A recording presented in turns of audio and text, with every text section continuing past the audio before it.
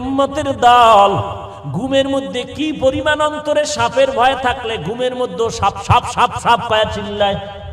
তাহলে যেই বান্দার মধ্যে জাহান্নামের ভয় ঢুকবে, যেই বান্দার মধ্যে আল্লাহর মুহাব্বত আর তাকওয়া ঢুকবে, ওই বান্দা জাহান্নামের ভয় যখন আসবে গুনাহ করলেই কান্না আসবে।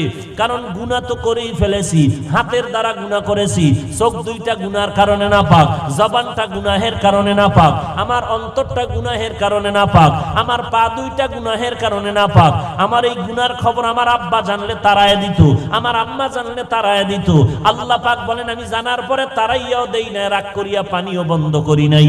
তুই যে অপরাধ করেছো এই কারণে আমি আল্লাহ রাগ করিয়া সূর্যের আলো বন্ধ করি নাই, আমি আল্লাহ বাতাস বন্ধ করি নাই, বরং আমি প্রতিদিন প্রথম আসমানে এসে ডাকি তওবা কর, আমি মাফ করে দিব।